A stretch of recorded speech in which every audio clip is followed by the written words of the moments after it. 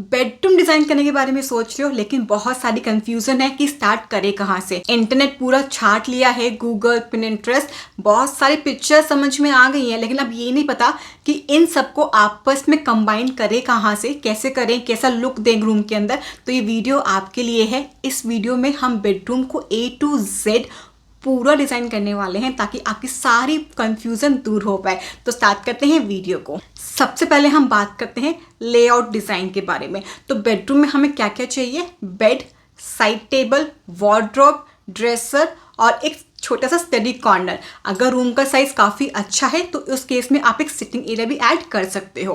अब आपको समझाने के लिए हम एक रैंडम साइज लेते हैं जो हर एक घर में अवेलेबल होगा।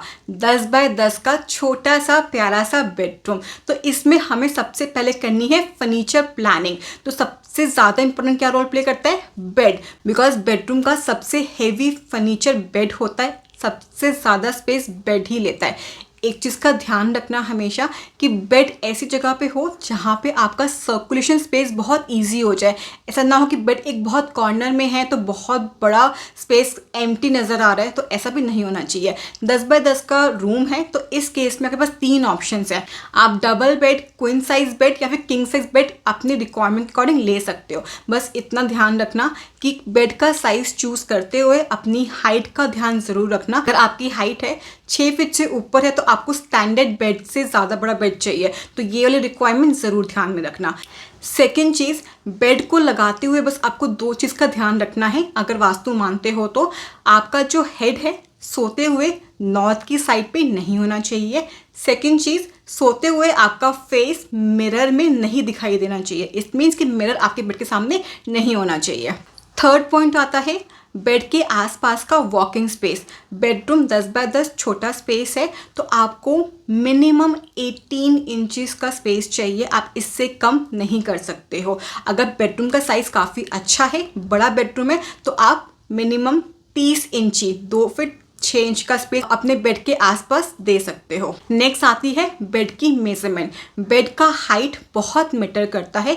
अगर आपकी एज है अराउंड 40 to 45 तो आपके लिए एक 18 इंचेस का बेड बहुत सही रहेगा। फ्लोर से 18 इंच का बेड बहुत सही रहता है।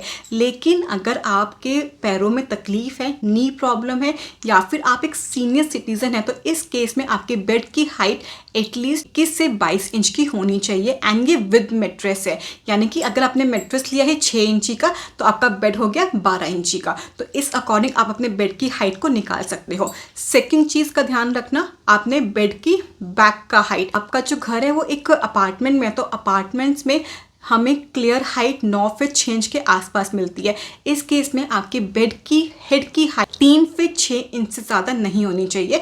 अगर आपका इंडिविजुअल हाउस है, आप खुद से उसको बिल्डअप कर रहे हो, आपकी सीलिंग हाइट काफ़ी अच्छी है, अराउंड 11 फीट की है, इस केस में आप 4 फीट का बैक हाइट भी ले सकते हो। एंड छोटे रूम में फुल हेड कवर मत करना, उससे आपका रूम और ज़्यादा छोटा लगता है। अब बात करते हैं बेड की स्टोरेज आइडियाज़ के लिए। ऑफ कोर्स आपका रूम छोटा है, 10 बाय 10 का है, तो आपको स्टोरेज काफ़ी ज़्यादा अच्छी चाहिए होंगी। अब आपका रूम छोटा है तो आपके पास बेड की दोनों साइड पे स्पेस नहीं है, लेकिन बेड के फ्रंट साइड पे आपके पास काफ़ी अच्छा स्पेस है। एटलीस्ट आप फ्रंट में ड्रॉर्स ले सकते हो ताकि जो एक्स्ट्रा सामान है, बेडशीट है, क्विल्ट है, वो सारी चीज़ें आपके ड्रॉर्स में आ पाए। एंड जो पीछे वाला स्पेस है वहाँ पे आप बेड बॉक्स दे सकते हो। लेकिन ईजिली यूज़ करने के लिए आप हाइड्रोलिक का यूज़ कर सकते हो। अब बात करते हैं बेड की साइड टेबल के लिए। साइड टेबल के लिए जो स्पेस हमारे पास बच रहा है वो सिर्फ बच रहा है 18 इंच का स्पेस। अब इस केस में आपको क्या ध्यान रखना है कि जो 18 इंच का स्पेस है आप फुल अपना साइड टेबल लो, लेकिन रूम छोटा है तो इस केस में आप फ्लोर से अपनी साइड टेबल को 8 से 6 इंच ऊपर उठा कर लगा सकते हो ताकि आपका जो रूम थोड़ा सा खुला खुला लगे। अगर आपको एक्स्ट्रा ड्रॉर चाहिए तो उस केस में आप इसको नीचे से भी स्टार्ट कर सकते हो। एंड आई ऑलवेज प्रेफर आज के टाइम पे कि हम ना साइड टेबल के जो ड्रॉर्स है उनको हैंडललेस बनाए, बिकॉज हैंडल से कई बार साइड टेबल के जो ड्रॉर्स हैं वो बहुत ज़्यादा बल्कि नज़र आते हैं। अब हम बात करते हैं वार्डरोब की। ऑफ कोर्स रूम बहुत छोटा है हमारा, वार्डरोब की जो लेंथ है वो डिपेंड करती है कि कितना साइज़ अवेलेबल है आपके पास। एंड जो हाइट है वो टिल सीलिंग आप ले सकते हो। लेकिन अब जो ये लेंथ है आपके केस में सिर्फ 18 इंच का वॉकिंग स्पेस है, तो इस केस में वी वुड प्रेफर कि हम इसको स्लाइडर ही दें। एंड आई नो कि साइड टेबल बहुत कॉर्नर तक आई हुई है, तो इस केस में स्लाइडर को यूज़ करना थोड़ा डिफिकल्ट हो जाता है। तो यहाँ पे हम प्रेफर करते हैं एटलीस्ट ओपन शेल्फ दे दें ताकि आप एक्स्ट्रा कुछ डेकोरेट का सामान यहाँ रख पाएँ। एंड साथ साथ जो आपकी बाकी स्पेस है वहाँ पे आप अपनी वार्डरोब को स्लाइडर दे सकते हो। इस केस में कई लोग ऐसे होते हैं जिनको स्लाइडर वार्डरोब बिल्कुल चाहिए ही नहीं, तो यहाँ पे अपने पास क्या हो गया, आपको पल्ला खोलने के लिए 18 इंच का स्पेस मिल गया है। तो यहाँ पे आप छोटे पल्ले बना के अराउंड 16 इंच के पल्ले बना के इसको ओपनेबल वार्डरोब भी बना सकते हो। नेक्स्ट आता है मिरर। अब ड्रेसर आपके बेड के सामने नहीं होना चाहिए, लेकिन साइड टेबल के ऊपर तो हो सकता है। अब यहाँ पे आपके पास एक और फ़ायदा है, आपने जो साइड टेबल के साथ ओपन शेल्फ बनाई थी, आप उसको as a dresser storage use करके साइड टेबल के ऊपर मिरर दे सकते हो। इससे क्या होगा, मल्टीपर्पज़ यूज़ हो जाएगा। जो आपकी शेल्फ्स हैं वहाँ पे आप अपने ड्रेसिंग का सामान रख सकते हो, एंड यहाँ पे आप एक ग्लास शेल्फ दे सकते हो, बस जो नीचे वाला शेल्फ है, ताकि आपकी जो आपका साइड टेबल है उसको एक लॉन्ग स्पेस मिल जाए, तो उसको ओपनेबल छोड़ के ऊपर वाले पे एक पल्ला भी दे सकते हो। नेक्स्ट आता है फर्नीचर आपका टीवी यूनिट और स्टडी टेबल। ऑफ कोर्स ये आपके बेड के सामने ही होगा। अगेन टीवी यूनिट के अंदर आपको ध्यान रखना कि आपकी फ्लोर से एटलीस्ट 12 इंच ऊपर आपका टीवी के ड्रॉ स्टार्ट होने चाहिए। एंड रूम छोटा है, अगर आप पैनलिंग कर भी रहे हो टीवी के पीछे तो वो फुल हाइट तक ना हो, मैक्स 7 फीट पे ख़त्म हो जानी चाहिए। उसके बाद आता है आपका स्टडी टेबल। स्टडी टेबल हम लोग लेते हैं फ्लोर से 30 इंच की हाइट पे। इसके ऊपर आप अपने अकॉर्डिंग यहाँ पे स्टोरेज दे सकते हो, चाहे ओपनेबल दो चाहे शटर्स दो, it's up to you only. अब बारी आती है फॉल सीलिंग की। फॉल सीलिंग ना जितनी प्लेन हो उतनी ज़्यादा अच्छी लगती है, बिकॉज ना हम सब आजकल वर्किंग है। जब हम सोते हैं तो पूरे दिन क्या हुआ वो हमारे दिमाग में चलता है, एंड दैट पॉइंट अगर सर के ऊपर बहुत हैवी फॉल सीलिंग होगी ना, you will start feeling like कि बहुत बर्डन है लाइफ में। इसलिए आई ऑलवेज प्रेफर कि जितनी सिंपल फॉल सीलिंग होगी उतना ज़्यादा रिलैक्सिंग और काम आप फील करेंगे। सेकेंड चीज़ का ध्यान रखना, आपको सीलिंग के अंदर कोई भी कलर्स नहीं देने हैं, वो बहुत ज़्यादा आउटडेट हो चुका है। एंड अब आप पूछोगे कि मैम फॉल सीलिंग का नीड क्या है? फॉल सीलिंग नीड इसलिए है बिकॉज हमारे हाथ में नहीं होता कि हमें अपना बेड कहाँ लगाना है। कभी भी बेड ना रूम का सेंटर नहीं आ पाता, बिकॉज हमेशा 2 फीट का स्पेस वार्डरोब के लिए निकल जाता है।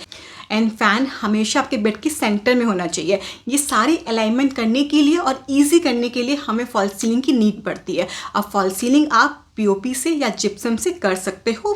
एंड इसके साथ साथ जो लाइट्स के पॉइंट है वो भी देना बहुत ज़्यादा इजी हो जाता है। लाइट के पॉइंट्स कहाँ देने चाहिए, जिस भी वॉल पे आपको फोकस करना है, सपोज बेड के पीछे वाली वॉल या फिर टीवी के पीछे वाली वॉल जहाँ पे आपने कुछ हाईलाइट किया है, वहाँ पे आप हमेशा दोगे COBs, ताकि एक अच्छा सा फोकस पॉइंट क्रिएट हो जाए। एंड ये हमेशा वार्म वाइट टेम्परेचर के अंदर आएंगी। बाकी आपको चाहिए कुछ बेसिक लाइट्स ताकि आप रूम के अंदर नॉर्मल एक्टिविटीज कर पाओ।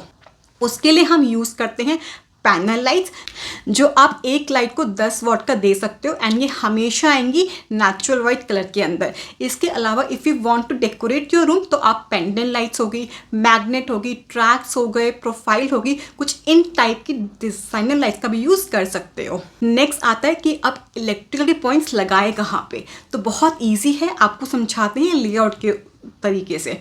सबसे पहले एंटर करते ही जहाँ पे भी आपको वॉल खाली मिल रही है, लेफ्ट या राइट, वहाँ पे आना चाहिए आपका मेन स्विच बोर्ड, जो आपकी फ्लोर से 42 इंच की हाइट पे होता है। यहाँ पे आप सारे पॉइंट्स का कंट्रोल दे सकते हो ताकि आप एंटर्ड होते ही अपने रूम की लाइट को ऑन ऑफ कर पाओ।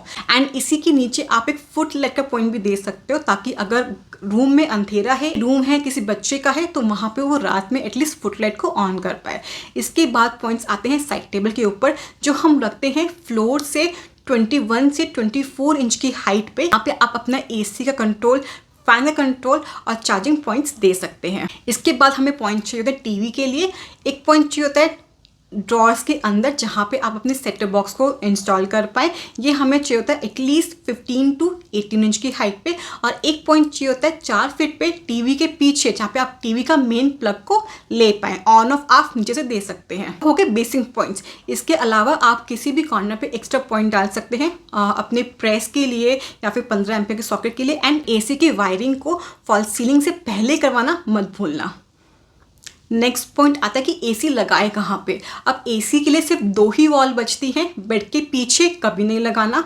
वार्डरोब फुल आपकी सीलिंग तक आ रही है तो 2 ही वॉल बचती है, या तो टीवी के ऊपर या फिर कोई खाली वॉल है या विंडो है उसके ऊपर। तो वी जनरली प्रेफर कि जो भी स्लाइडर है वहाँ पे आप पेलमेट बना के अपने एसी को इंस्टॉल करो।